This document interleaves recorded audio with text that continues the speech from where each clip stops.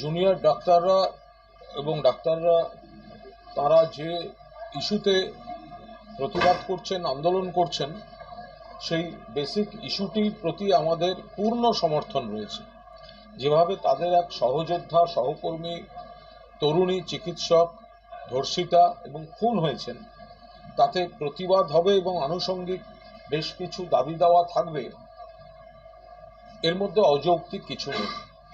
কিন্তু যেহেতু যে আন্দোলনকারীরা তাদের একটি প্রতিনিধি দল এবং নগরপাল মহাশয়ের সঙ্গে সরাসরি কথা হয়েছে, ফলে তাদের মধ্যে যে সংলাপ বিনিময় হয়ে থাকুক তার উপর দাঁড়িয়ে আলাদা কোনো মন্তব্য করব না, কারণ এটার সঙ্গে আমাদের দল বা রাজনীতিগত এ বিষয়ে আমাদের কোনো বক্তব্য নেই। আমরা শুধু এইটুকু বলছি যে আন্দোলনকারী চিকিৎসকরা, জুনিয়র ডক্টররা যে আন্দোলনটা করছেন, তারা যে আন্দোলনটা এগিয়ে নিয়ে গিয়েছেন, অনেক যন্ত্রণা থেকে করেছেন, ফলে সেই জায়গায় আমরা বারবার বলেছি, আপনারা তাদের যে মূল দাবি, তার মুখ্যমন্ত্রী যে ন্যায় বিচার যে চাইছেন তারা, সেখানে মুখ্যমন্ত্রীও তাদের এই দাবিকে, অভিষেক বন্দ্যোপাধ্যায়ও তাদের এই দাবিকে সমর্থন করেছেন। বাকি যে আলোচনা নির্দিষ্ট দাবির পয়েন্ট নিয়ে, সেগুলো যেহেতু নগরপালের সঙ্গে আন্দোলনকারীদের হয়েছে, সে বিষয়ে রাজনৈতিক কোনো মন্তব্য তার এই মুহূর্তে কোথাও কোনো অবকাশ নেই। আমার মনে হয় আন্দোলনকারীরাও দায়িত্বশীল ভূমিকা পালন করেছেন, আবার নগরপালও আজ তাদের কথা যেভাবে শোনার সেগুলো শুনেছেন।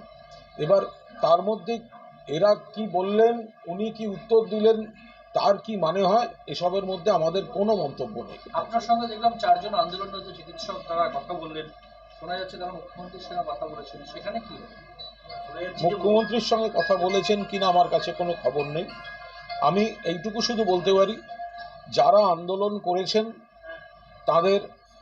তারা আন্দোলন করেছেন, গতকাল থেকে তারা আন্দোলন করেছেন এবং তারা তাদের নির্দিষ্ট দাবি সামনে রেখে আন্দোলন করেছেন।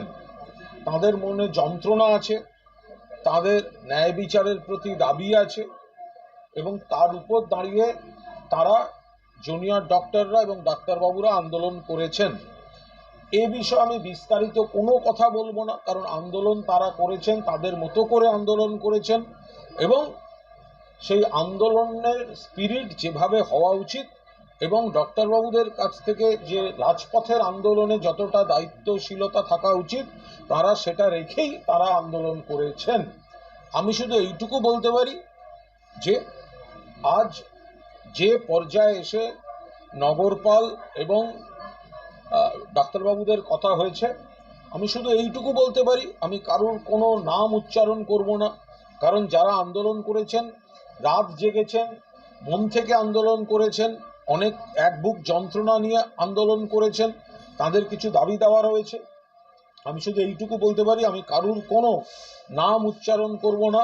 আমি এটুকু বলতে পারি, সকাল থেকে যারা আন্দোলন করছেন লালবাজারের ওই জায়গা থেকে, তাদের সঙ্গে তারা কোনো একটি যোগাযোগ তারা করেন এবং পরবর্তীকালে অত্যন্ত মানবিক দৃষ্টিভঙ্গিতে সংবেদনশীল মন নিয়ে মাননীয় মুখ্যমন্ত্রীও গোটা বিষয়টির টাচে ছিলেন এবং শেষ পর্যন্ত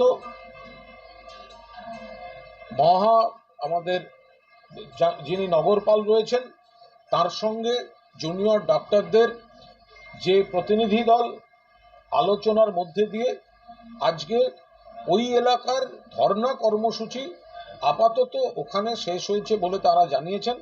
যারা আন্দোলন করছিলেন তাদের আন্দোলনের যৌক্তিকতা, আন্দোলনের যন্ত্রণা, তার সঙ্গে আমরাও পুরোদস্তুর সহমর্মী।